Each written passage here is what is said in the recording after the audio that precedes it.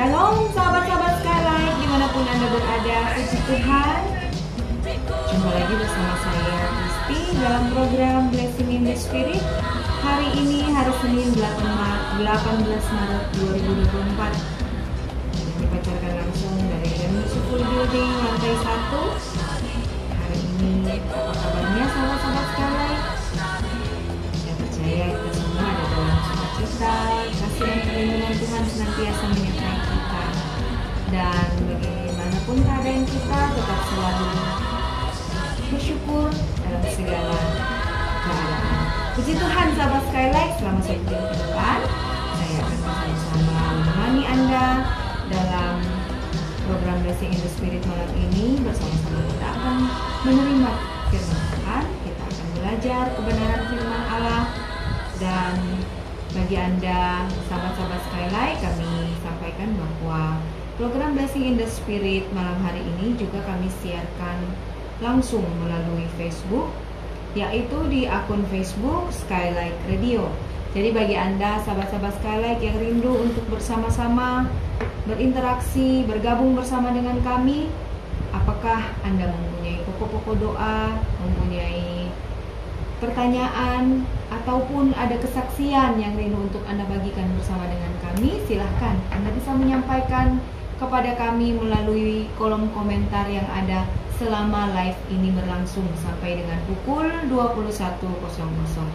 Puji Tuhan sahabat Skylight, dan tema firman pada malam hari ini adalah makna penyalipan Tuhan Yesus. Dalam minggu-minggu sengsara ini kita tidak lama lagi akan memperingati Jumat Agung, dan juga kita akan merayakan Paskah kebangkitan Tuhan Yesus. Tentu kita perlu memaknai arti dan apa yang dilakukan Tuhan Yesus kepada kita lewat pengorbanannya di kayu salib. Dan pada malam hari ini di studio bersama saya sudah hadir yang terkasih Evangelis Ronald Lambe ST, Ketua DPD Komando Pasukan Kristus Manado, yang akan menjadi narasumber atau menjadi pembicara yang akan memberitakan firman malam hari ini. Shalom Pak Ronald. Ya, shalom. Puji Tuhan. Apa kabar hari ini? Baik. Baik. Syukur kepada Tuhan ya. Cuaca malam hari ini cukup bersahabat. Iya. Jadi sahabat-sahabat Skylight, tentu kita tidak akan berlama-lama lagi. Mari kita mempersiapkan seluruh perlengkapan kita, terlebih mempersiapkan segenap roh, jiwa, dan tubuh kita untuk bersama-sama belajar, kita bersama-sama menerima firman Tuhan. Dan biar kiranya program Blessing in the Spirit malam hari ini akan menjadi berkat bagi kita semua. Baiklah sahabat Skylight, untuk itu saya akan serahkan kepada Evangelis Ronald Lambe ST untuk dapat mengawali di dalam doa. Dipersilahkan. Ya, baik, sebelum kita akan membaca serta belajar bersama-sama tentang firman Tuhan, kita satu dalam doa, kita berdoa.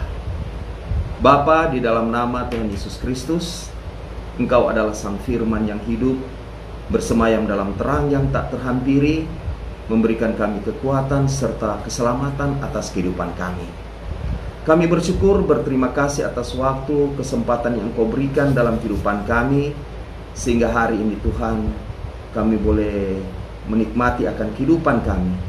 Saat ini Tuhan, kami akan belajar bersama-sama tentang firman. Bagi hamba-Mu yang akan membawakan firman-Mu, biar kiranya bukan kepintaran hamba-Mu, bukan kehendak hamba-Mu, melainkan kehendak-Mu yang jadi. Jika ada kuasa kegelapan, kuasa iblis yang coba-coba mengganggu akan jalannya ibadah kami ini, kami bersatu hati, kami ikat, kami patahkan, kami tolak, hanya di dalam nama Tuhan Yesus Kristus, agar keluar dari tempat kami ini, sehingga kami bisa mengerti, memahami, serta belajar bersama-sama tentang firman-Mu dengan baik dan benar. Inilah yang menjadi doa kami, dalam nama Tuhan Yesus Kristus adalah Sang Firman yang hidup. Haleluya, amin. Bapak, Ibu, saudara-saudara sekalian, serta pemirsa Radio Skylight 91 FM, kita akan membaca Alkitab. Dan pembacaan Alkitab kita terdapat di dalam kitab Perjanjian Baru, yaitu Injil Matius 20 ayat 18 hingga ayat yang ke-19. Matius 20 ayat 18 sampai ke-19, firman Tuhan demikian. Sekarang kita pergi ke Yerusalem, dan Anak Manusia akan diserahkan kepada imam-imam kepala dan ahli-ahli Taurat, dan mereka akan menjatuhi dia hukuman mati, dan mereka akan menyerahkan dia kepada bangsa-bangsa yang tidak mengenal Allah, supaya ia diolok-olok, disesah dan disalibkan, dan pada hari ketiga ia akan dibangkitkan. Bapak Ibu Saudara sekalian serta pemirsa Radio Skylight 91 FM yang dikasihi oleh Tuhan kita Yesus Kristus, dalam pembacaan Alkitab kita saya mengambil tema makna penyaliban Tuhan Yesus. Jadi kita sebagai orang Kristen memang sedikit lagi kita akan memperingati namanya Hari Paskah. Tentunya kita harus mempersiapkan diri kita sebaik-baik mungkin, karena lewat penyaliban Tuhan Yesus di kayu salib mengingat kita bahwa dia menang atas maut, dan dia telah mengorbankan dirinya untuk mati untuk kita. Nah, di sini di dalam pembacaan Alkitab kita di dalam kitab Matius 20 ayat 18-19, di sini Tuhan Yesus menyerahkan dirinya untuk disalibkan. Mengapa dia harus memberikan dirinya mati untuk kita manusia? Agar supaya manusia itu dapat diselamatkan. Karena begitu rusaknya hubungan antara Allah dengan manusia, sehingga manusia itu kalau mau pikir, kita itu tidak akan masuk dalam keselamatan. Tetapi karena cintanya Tuhan Yesus kepada kita manusia, sehingga dia mengorbankan dirinya. Allah mengutus Yesus karena Yesus adalah Sang Firman yang telah menjadi manusia. Di dalam kitab mulanya adalah Firman. Firman itu bersama-sama dengan Allah, dan Firman itu adalah Allah. Yesus adalah Sang Firman yang telah menjadi manusia. Yohanes 1 ayat 14, Firman itu telah menjadi manusia. Yesus datang ke dunia ini untuk menyelamatkan kita sebagai umat manusia, yang seharusnya kita ini tidak masuk dalam keselamatan itu. Tetapi cintanya Tuhan Yesus kepada kita, maka dia mengorbankan dirinya mati untuk kita. Selanjutnya, dan mereka akan menjatuhi dia hukuman mati, supaya ia diolok-olok, disesah dan disalibkan, dan pada hari yang ketiga dia akan bangkit.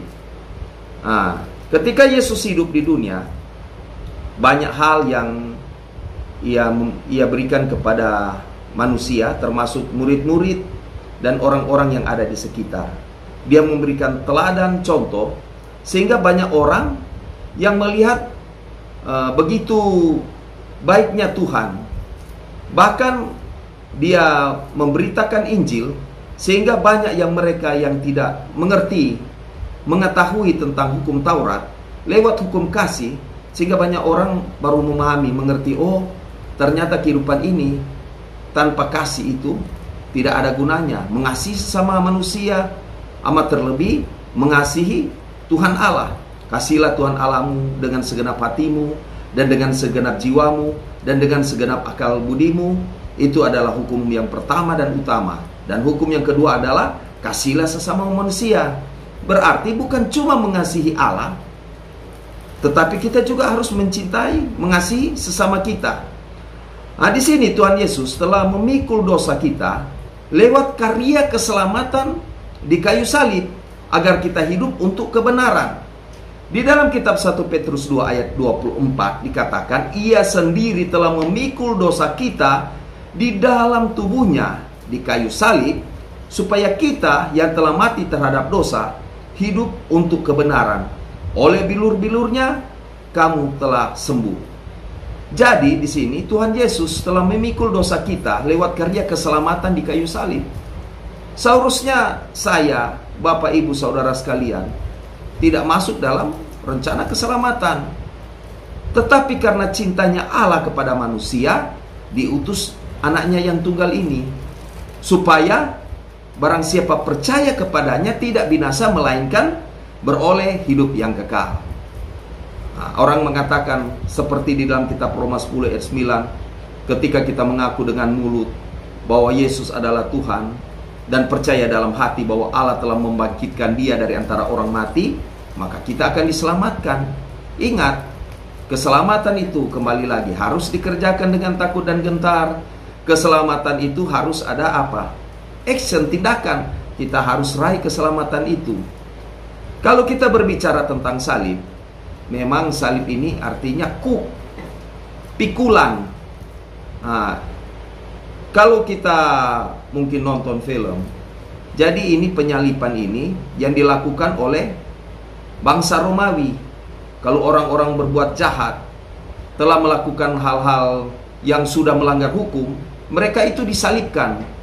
Nah, orang Romawi, jadi mereka itu meniru dari bangsa Fenisia di 2000 sebelum Masehi. Nah, sehingga mereka yang disalibkan itu dipatahkan kakinya, itu lutut itu dipatahkan, tangannya itu di pergelangan tangan dipatahkan. Sehingga banyak yang mati itu mereka kumpulkan di Osoari, itu Yehohanan, itu tempat yang tengkorak-tengkorak itu yang dipatahkan, ada yang retak. Nah, itu dikumpulkan dalam satu Osoari. Terjadi dua penjahat di sebelah kanan dan kiri Tuhan Yesus. Di sebelah kanan namanya Dismas, sedangkan yang di sebelah kiri itu adalah Gestas. Dismas ini dia adalah penjahat di sebelah kanan yang senantiasa dia percaya bahwa Yesus adalah Tuhan, sehingga Tuhan Yesus membawa dia pada jalan keselamatan. Dia menuju ke Firdaus. Sebagai orang Kristen, jadilah orang yang betul-betul taat dan setia. Murid Tuhan Yesus, ketika mereka hidup bersama-sama dengan Tuhan Yesus, mereka mendengarkan firman setiap hari. Sehingga di dalam kitab Yohanes 1 Yohanes 1 ayat 1, apa yang mereka lihat, apa yang mereka saksikan, dengar tentang sang firman itu, tentang Yesus itu, itulah yang mereka tuliskan. Dan ajaran itu turun ke kita. Mereka itu menyimak setiap ajaran daripada Tuhan Yesus Kristus. Dan mereka itu melakukan. Ketika Tuhan Yesus terangkat ke sorga, para rasul ini menggantikan untuk menyampaikan namanya Injil atau Besorat dalam bahasa Ibrani. Tetapi mereka itu berusaha sungguh-sungguh, dan mereka mengorbankan dirinya. Ada salah satu murid Tuhan Yesus, namanya Andreas. Waktu kehidupannya itu, dia mengabarkan Injil, bahkan dia menyembuhkan orang sakit. Ada orang yang lumpuh, ada juga kusta. Dia melakukan hal kebaikan sampai banyak yang mengikut dia dan menyatakan diri masuk menjadi Kristen. Tetapi ketika dia berhadapan dengan agama, waktu itu ada agama-agama penyembah berhala, sehingga mereka itu tidak senang dengan Rasul Andreas. Dia dihadapkan dengan pengadilan yang ada, dan mereka mengatakan, kau harus tinggalkan agamamu yang semula, karena agamamu ini aneh, agama Kristen. Kok percaya kepada Tuhan manusia? Tetapi Andreas itu membuktikan bahwa dia adalah pengikut Yesus Kristus, karena dia bilang bahwa lewat karya salib itu dosa manusia itu ditebus. Seharusnya manusia bersyukur lewat Allah mengutus anaknya ke dunia ini, sehingga karya keselamatan itu terjadi di dalam kehidupan manusia. Tetap mereka itu tidak percaya. Mereka justru memusuhi Andreas, dan mereka memukul dia dengan balak. Kemudian mereka paksakan lagi, kalau kau memang ingin meninggalkan agamamu itu, maka kami minta saja, apa saja kami akan berikan, tapi kau tinggalkan saja agamamu itu, agamamu yang aneh itu. Tetap Andreas mempertahankan. Dan satu ketika, karena memang sudah final, akhirnya Andreas itu dihukum. Dia disalibkan. Ketika dia disalibkan, dia tidak pernah menyesal. Malah dia senang. Ketika dia mengalami siksaan, dia menyerahkan rohnya kepada Tuhan Yesus. Dia berteriak begini, salib yang kujunjung tinggi, engkau yang kucintai, Engkau kudambakan, hari ini kuserahkan nyawaku ke dalam tangan-Mu, ya Tuhan Yesus. Karena hari ini aku menunggu kematianku, karena saya ingin bertemu dengan Yesus Tuhanku yang telah mati untukku. Hari itu juga Andreas menyerahkan nyawanya, dan dia tidak pernah menyesal. Bapak Ibu Saudara sekalian, kita harus memaknai daripada pengorbanan Tuhan Yesus di kayu salib. Di dalam 1 Korintus 1 ayat 18 mengatakan, sebab pemberitaan tentang salib memang adalah kebodohan bagi mereka yang akan binasa, tetapi bagi kita yang diselamatkan, pemberitaan itu adalah kekuatan Allah. Jadi di sini bagi mereka yang tidak percaya akan Yesus, bahwa pemberitaan salib itu adalah kebodohan, karena mereka tidak terbuka hatinya, mereka tidak percaya akan Tuhan Yesus. Tetapi dikatakan, tetapi bagi mereka yang percaya kepada Tuhan Yesus, pemberitaan salib adalah kekuatan Allah. Injil adalah kekuatan Allah. Jadi itu, ketika kita sungguh-sungguh di dalam Tuhan, kita harus memperbaiki kehidupan kita. Jadilah orang Kristen yang memberikan teladan di tengah-tengah orang banyak. Kita sebagai orang Kristen bukan saja hidup cuma kita sebagai agama Kristen. Ada agama-agama di sekitar kita, ada Islam, ada juga agama Buddha, Hindu. Berarti kita harus saling menghormati, menjaga antara satu dengan yang lain. Ciptakan satu kerukunan yang baik. Kebanyakan orang bilang, pendeta asal-asal bicara. Kenapa tidak tekankan dengan agama Kristen? Jangan. Kita justru memberikan dampak yang baik, sehingga mereka lihat, orang Kristen ternyata bukan cuma pintar menyampaikan firman, bukan cuma karena jago menghafal, bukan cuma jago di atas mimbar, tetapi mereka betul-betul memberikan teladan contoh. Waktu Tuhan Yesus hidup di dunia, waktu belum terbentuk Kristen, ada agama Yahudi. Apa yang dilakukan Tuhan Yesus? Dia memberikan contoh, dia memberikan teladan, sehingga dengan sendirinya orang datang berbondong-bondong datang kepadanya, menerima dia sebagai Tuhan dan Juru Selamat. Begitu juga kita. Tunjukkan bahwa kita orang Kristen yang punya moral yang tinggi, adab yang tinggi. Apalagi kalau kita lihat saat ini juga agama di seberang, agama Muslim sedang berkuasa. Kita harus saling menghormati, tunjukkan kekristenan yang baik. Selanjutnya, Tuhan Yesus merendahkan dirinya menjadi manusia untuk menebus dosa manusia lewat kematiannya di kayu salib. Di dalam kitab Filipi 2 ayat 6-8 dikatakan, yang walaupun dalam rupa Allah tidak menganggap kesetaraan dengan Allah itu sebagai milik yang harus dipertahankan, melainkan telah mengosongkan dirinya sendiri dan mengambil rupa seorang hamba dan menjadi sama dengan manusia, dan dalam keadaan sebagai manusia ia telah merendahkan dirinya dan taat sampai mati, bahkan sampai mati di kayu salib. Nah, itu merendahkan dirinya. Kalau Tuhan Yesus mau menunjukkan dia punya kealahan, paling orang keheranan. Dia memberikan banyak mujizat. Tetapi Yesus, dia datang ke dunia ini adalah karya keselamatan manusia lewat kayu salib. Ketika dia memberikan dirinya mati untuk manusia, tetelestai sudah selesai, sehingga kita ditebus mahal.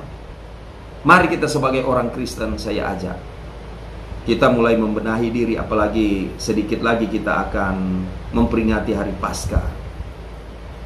Hari kematian Yesus Kristus harus ada makna.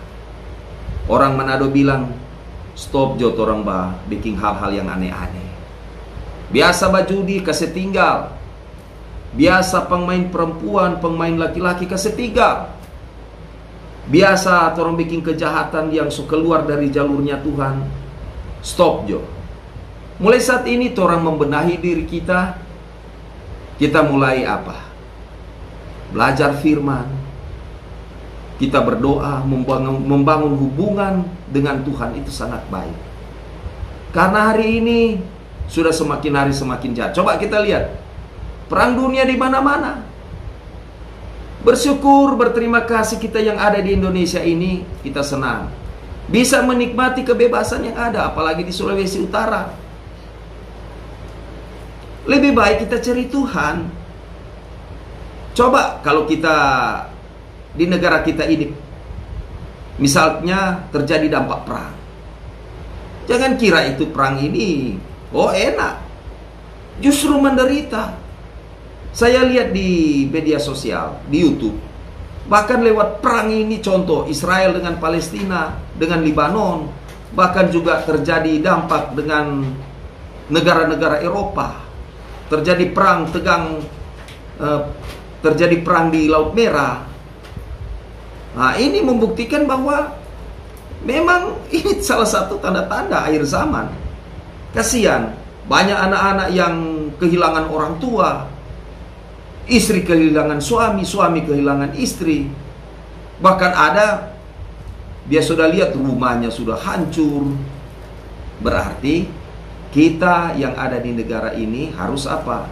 Ada waktu kesempatan kita berdoa, kita ajak keluarga kita, sebagaimana kita mengingat bahwa Tuhan Yesus telah mati untuk kita.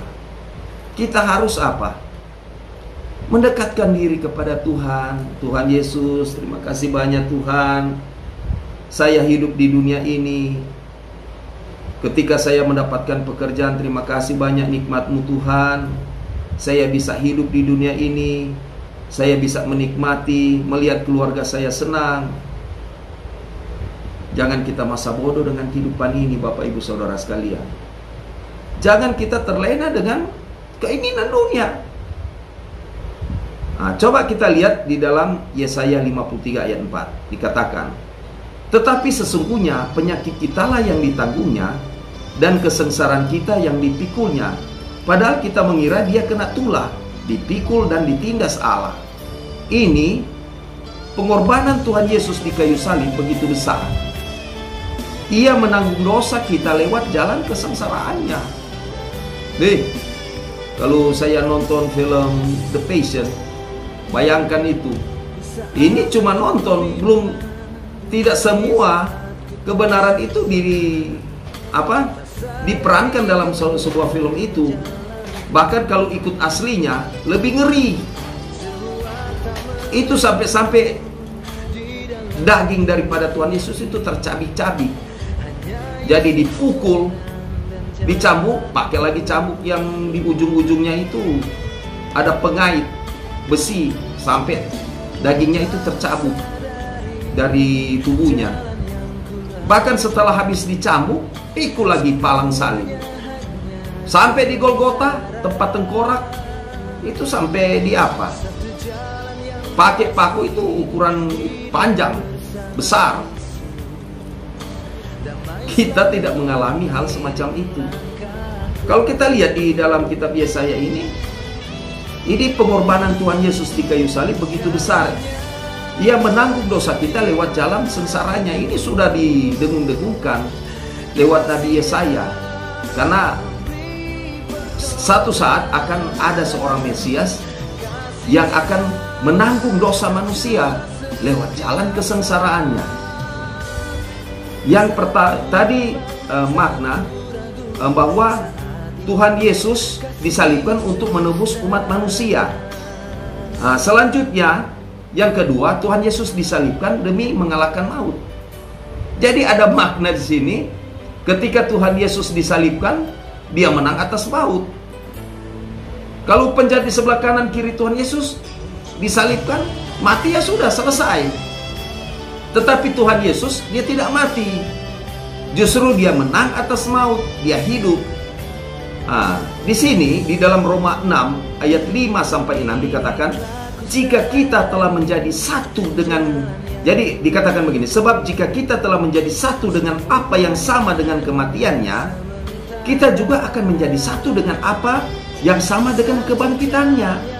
Karena kita tahu bahwa manusia lama kita telah turut disalibkan, supaya tubuh dosa kita hilang kuasanya, agar jangan kita menghambakan diri lagi kepada dosa. Kembali lagi, menanggalkan keinginan daging, berbicara keinginan daging. Barang siapa menjadi milik Kristus Yesus, dia harus menyalibkan keinginan daging dari segala perbuatan hawa nafsu dan keinginannya. Itu di dalam Galatia 5 ayat 24. Jadi menanggalkan dosa kita. Tidak gampang kalau kita berbicara semacam ini. Asal-asal pendeta sana bicara begitu. Nyatanya banyak hamba-hamba Tuhan berbicara semacam itu tetapi tidak melakukan. Kita semua hidup di dunia ini masih berusaha mencapai namanya keselamatan, termasuk saya. Tetapi jangan kita masa bodoh. Kita harus memberi kehidupan kita yang terbaik. Selanjutnya, setiap orang yang mau mengikut Yesus, dia harus menyangkal diri. Nah, coba di dalam Lukas 9 ayat 23 dikatakan, katanya kepada mereka semua, setiap orang yang mengikut aku, dia harus menyangkal dirinya, memikul salibnya setiap hari dan mengikut aku. Menyangkal diri. Tuhan, kasihanilah aku Tuhan, orang yang berdosa ini.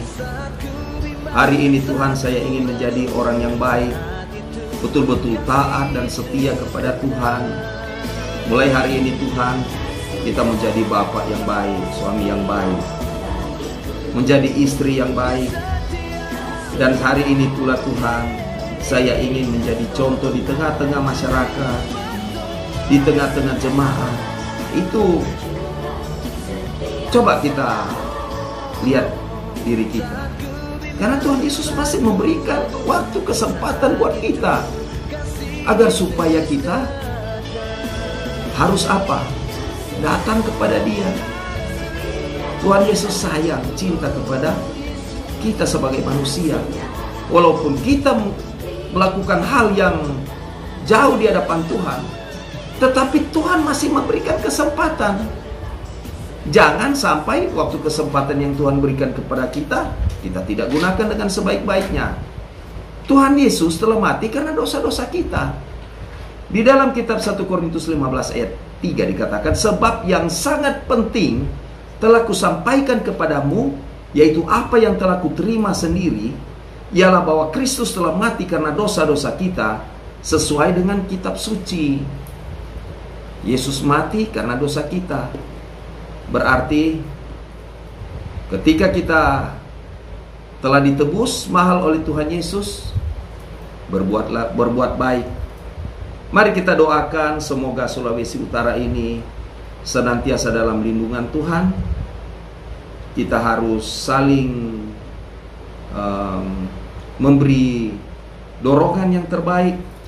Bagi yang lemah iman, mari kita kuatkan. Kita doakan pemerintah kita, Bapak Gubernur, Wakil Gubernur, kita doakan Wali Kota, doakan Presiden.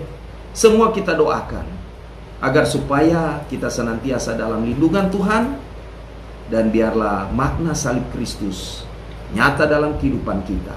Sesuai tema kita, makna penyaliban Tuhan Yesus harus nyata. Kita harus berubah. Kita harus tunjukkan bahwa kita orang Kristen yang senantiasa betul-betul menjadi teladan, menjadi contoh, sehingga banyak orang melihat bahwa cermin Kristus ada di dalam kehidupan kita. Saya tutup di dalam Galatia 2 ayat 20 mengatakan, namun aku hidup, tetapi bukan aku sendiri yang hidup, melainkan Kristus yang hidup dalam aku. Yohanes 3 ayat 30. Biarlah dia semakin besar, kita semakin kecil. Biar dia semakin bertambah-tambah, kita semakin berkurang-kurang. Nama Yesus yang kita puji, sembah dan muliakan. Shalom Aleichem Bisem Hamasia Kristos Anesti Alikos Anesti. Amin.